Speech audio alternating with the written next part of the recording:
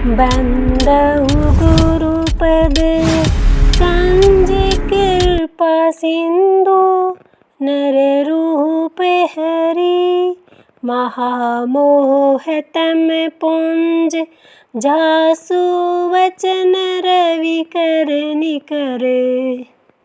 जय श्री कृष्णा, जय श्री राम। आप सभी प्रेमी भक्तों का गुरु महिमा यूट्यूब चैनल पर हार्दिक अभिनंदन करती हूँ, स्वागत करती हूँ और परमपिता परमात्मा से आप सभी की मंगल का सुख समृद्धि के लिए मंगल कामना करती हूँ। बंदौ गुरुपद कंज कृपा सिंधु नर रूप हरि महामोह तम पुंज जासु वचन रवि कर निकर। अर्थात गुरु का वचन वह है जिसमें इतनी सामर्थ्य होती है कि वह सूरज के जैसी रोशनी कर दे। रात को पहाड़, नदी, नाले सब रहते हैं लेकिन नज़र नहीं आते। क्यों नज़र नहीं आते? क्योंकि अंधेरे से सब ढके हुए होते हैं।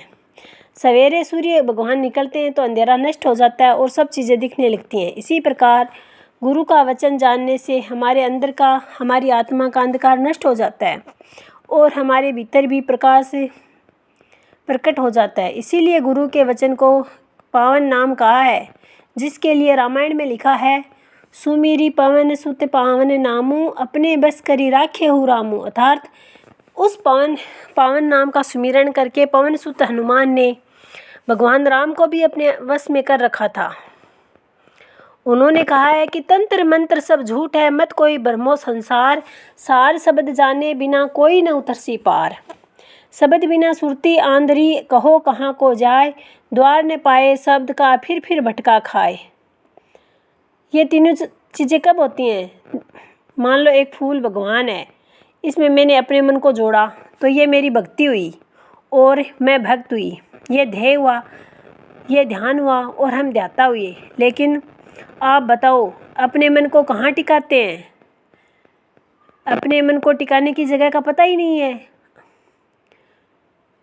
कभी हम गायत्री मंत्र का जाप करते हैं, कभी ओम नमः शिवाय जपते हैं, कभी ओम नमो भगवते वासुदेवाय का नाम का जाप करते हैं। सब में न जाने कितने दिन में कितनी बार हम कितने मंत्रों का जाप कर लेते हैं।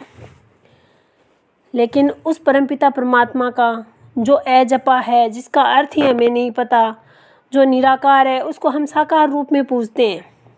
हम उसको कैसे जाने? हमारी 5 कर्मेंद्रियाँ, 5 ज्ञानेंद्रियाँ, 11वां मन, 12वीं बुद्धि, इन 12 इंद्रियों के द्वारा जो हमारे पास है और परमात्मा मन, बुद्धि और इंद्रियों से परे है, तो उसको कैसे जाने? क्या कोई ऐसा कोई रास्ता है जो हमें उसको जना सके, उसका ज्ञान करा सके? ये कैसे संभव होगा? ये तभी संभव होगा जब हम संत महात्माओं के सानिध्य में जाएंगे और उनसे उस आत्मज्ञान का उस ब्रह्म ज्ञान को, उस जिसको न जाने डिवाइन लाइट को न जाने कितने कितने नामों से जाना बताया गया, उसको हम जानने की कोशिश करेंगे। वो हर रिश्ते नाते से परे है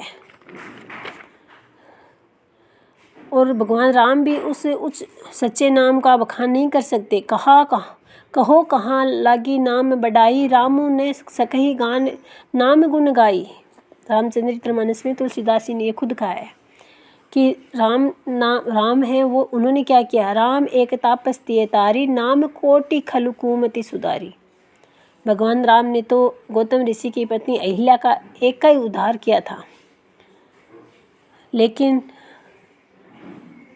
उनके एक नाम ने करोड़ों कुमतियों की बुद्धि को सुधार दिया था। भगवान राम ने सभी बालू बंदरों को इकट्ठा करके सेतुबंध रामेश्वर का पुल बनाया और उसमें लिखा है कि नामु लेतु भव सिंधु सुखाई। नाम को लेते ही वो समुद्र भी सूख गया।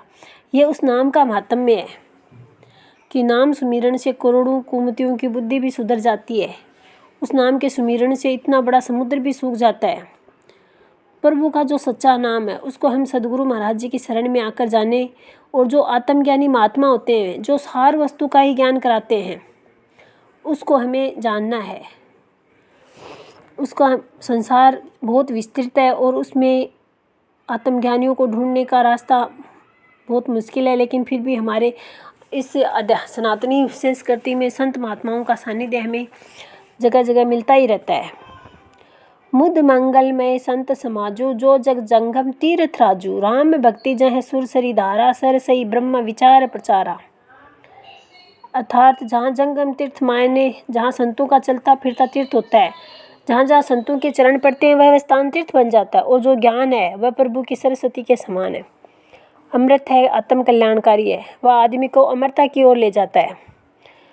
जैसे अभी हमारा कुंभ स्नान हुआ था प्रयागराज में, तो उसमें कितने करोड़ों संख्या लोग, कितने लोग आए थे स्नान करने के लिए। क्यों कहते हैं कि उसमें अमृत की प्राप्ति होती है।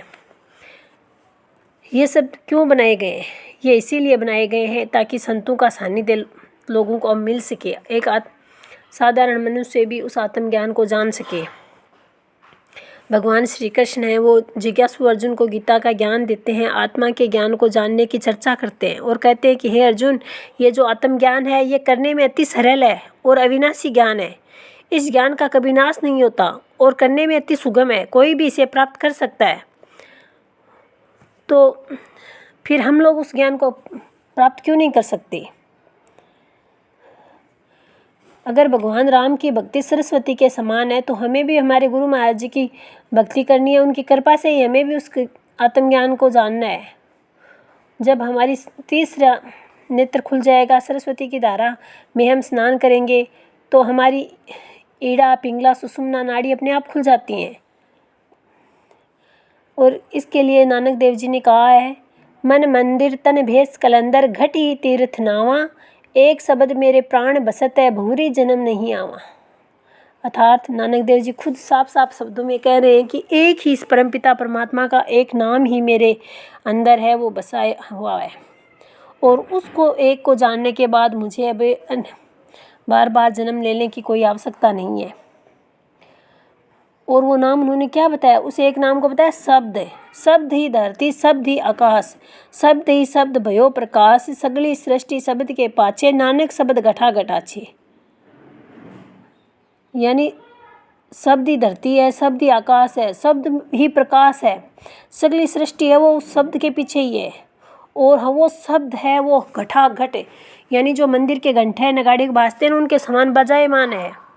तो वो शुभ नाम क्या है? उसको हमें जानना है। वो हमारे नेत्रों से हम उसे नहीं देख सकते, हम उसे पढ़ नहीं सकते, लेकिन वो ब्रह्मांड में गुंजायमान है, हमें उसको जानना है।